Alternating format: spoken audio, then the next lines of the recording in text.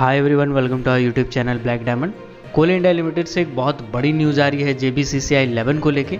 JBCCI की बैठक को लेके आशंका जताई जा रही है कि 6 जुलाई को जो कोल सेफ्टी स्टैंडिंग कमेटी की मीटिंग होने वाली है उसमें JBCCI की बैठक को लेके एक महत्वपूर्ण डिसीजन हो सकता है। कि JBCCI के 11 का जो मीटिंग का डेट है वो इसमें तय हो जाए। तो आपको बता दें कि कोल सेफ्टी स्टैंडिंग कमेटी जो है इसके लिए नोटिफिकेशन जारी किया गया था मई या जून में।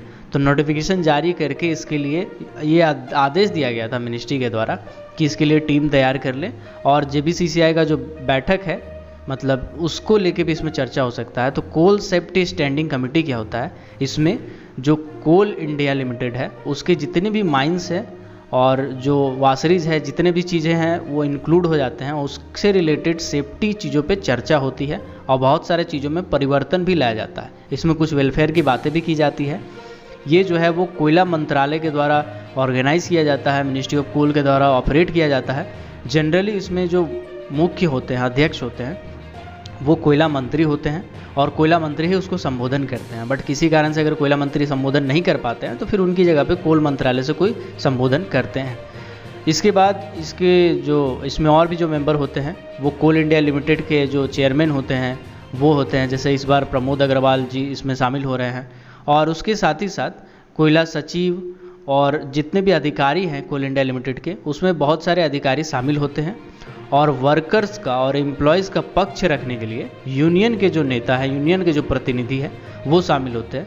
यहाँ यूनियन की मैं बात कर रहा हूँ तो वो सेंट्रल यूनियन की बात कर रहा हूँ जो 5 रजिस्टर्ड है, जिसमें HMS यानी हिंद मजदूर सभा, BMS यानी भारतीय मजदूर संघ, इंटक यानी Indian National Trade Union Congress, AITUC यानी All India Trade Union Congress, और सिट्टू इसमें शामिल होगा।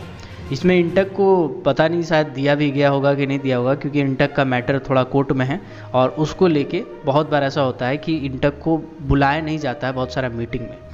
तो इस अध्यक्षता में जो बैठक होगा सेफ्टी चीज़ों को लेके, तो इसमें ये आशंका जताई जा रही है कि इसी बैठक में कोल वेज एग्रीमेंट 11वां को लेके चर्चा की जाएगी। कोल एग्रीमेंट जो 11वां है यानी national coal veg agreement NCWA 11 का गठन को लेके JBCCI का बैठक पर इसमें चर्चा हो सकता है। आपको बता दें कि JBCCI 11 का गठन हुए 1 महीना से ऊपर का टाइम हो चुका है, लेकिन अभी तक इसको लेके कोई डिसीजन नहीं लिया गया है कि JBCCI का बैठक कब होगा। सबसे पहले तो इसमें बहुत सारा अड़चन आया, उसको मैं आपको बताना चाहूँगा। तो JBCCI 11 का जब गठन किया गया तो गठन करने के बाद सबसे पहले उसमें इंटक को बाहर रखा गया, क्योंकि इंटक जो है JBCCI 10वां में भी बाहर था, क्योंकि इंटक का मैटर जो था वो कोर्ट में था।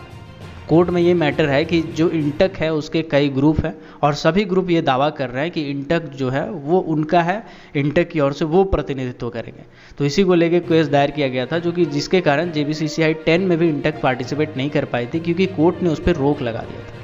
उसके बाद याचिका दायर किया गया था इस बार वापस से अलग अलग ग्रुप से कोलकाता हाई कोर्ट में, जबलपुर हाई कोर्ट में, लेकिन उसमें अभी सुनवाई में काफ़ी देरी कर दी गई, डिले कर दी गई, और ये जो याचिका थी उसको एक्सटेंड कर दिया गया। तो इसके कारण जो रास्ता है JBCCI 11 का मीटिंग का वो साफ हो गया था। देन उसके बाद 30 जून को ये प्रस्ताव दिया गया कोल इंडिया मैनेजमेंट के द्वारा कि क्यों ना JBCCI 11 का जो बैठक है उसको वर्चुअल मोड पे संचालित किया जाए, क्योंकि आपको बता दें उस टाइम जो है वो लॉकडाउन चल रहा था। बंगाल में ऐसा उम्मीद जताई जा रही थी कि कोलकाता में इसका मीटिंग किया जाएगा, बट कोलकाता में भी लॉकडाउन चल रहा था।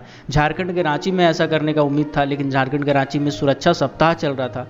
वापस से दिल्ली पर निगाह टी गई थी कि 24 जून को दिल्ली में जो लॉकडाउन खुलेगा उसमें क्या डिसीजन लिए जाएंगे, क्योंकि आपको बता दें कि कोल इंडिया लिमिटेड में जो भी मेंबर होंगे और टीम के जो मेंबर होंगे, जो यूनियन ट्रेड यूनियन के मेंबर होंगे, वो टोटल मिला के 50 से ज़्यादा मेंबर हो जाएंगे लमसम, क्योंकि 14 मेंबर जो होंगे वो कोल इंडिया लिमिटेड के जो प्रबंधन होंगे उनका प्रतिनिधित्व करने वाले होंगे, 14 वैकल्पिक होंगे। उसी तरह से ट्रेड यूनियन में 14 होंगे मेंबर और 14 उसके वैकल्पिक होंगे। उसके बाद कुछ जो वो होंगे जो ऑर्गेनाइज करवाएंगे। तो ऐसा जब जोड़िएगा कुल मिलाकर के तो 50 से ऊपर चला जाएगा। तो ऐसा अंदेशा था कि 50 से ज़्यादा लगभग लोग वहाँ पे पार्टिसिपेट करेंगे JBCCI 11 में, और 50 लोगों को एकत्रित होना मना था अकॉर्डिंग टू जो लॉकडाउन का प्रोटोकॉल था उसके हिसाब से। तो जिसमें अगर ये उल्लंघन होता तो मे बी केस हो सकता था, सज़ा हो सकती थी, बहुत सारा ऐसा चीज़ हो सकता था, जिसके कारण JBCCI का जो मीटिंग है वो एक्सटेंड होते गया। लास्ट में 30 जून को जो कोल इंडिया लिमिटेड के मैनेजमेंट है उन्होंने ये कहा कि क्यों ना इसको वर्चुअल मोड पे संचालित किया जाए। मतलब वर्चुअल मोड पे संचालित करने का प्रस्ताव उन्होंने यूनियन को दिया, बट यूनियन ने इसे एक सिरे से नकार दिया। उन्होंने कहा कि उसमें तो वो बात नहीं हो पाएगी, बहुत सारी बात नहीं हो पाएगी, बार्गेनिंग नहीं हो पाएगी, टेक्निकल एरर, बहुत सारी ऐसी चीज़ें होती है जिसके कारण ट्रेड यूनियन ने इस चीज़ को नकार दिया। एक सिरे से सभी ने नकारा है, जितने भी सेंट्रल ट्रेड यूनियन है, जिनने भी पार्टिसिपेट किया है, चार के चारों उन्होंने नकारा है कि नहीं, वर्चुअल मोड पे संचालित नहीं होगा, हम लोग वेट कर लेंगे। उसके बाद ऐसा अंदेशा जताया जा रहा है कि 6 जुलाई को जो कोल सेफ्टी स्टैंडिंग कमेटी होगी, उसमें जो भारत के कोयला मंत्री है श्री प्रहलाद जोशी, वो भी उसमें शामिल रहेंगे। कोल इंडिया लिमिटेड के जो चेयरमैन हैं श्री प्रमोद अग्रवाल, वो भी शामिल रहेंगे। उसके साथ ही साथ कोयला सचिव जो है अनिल जैन जी, वो शामिल रहेंगे।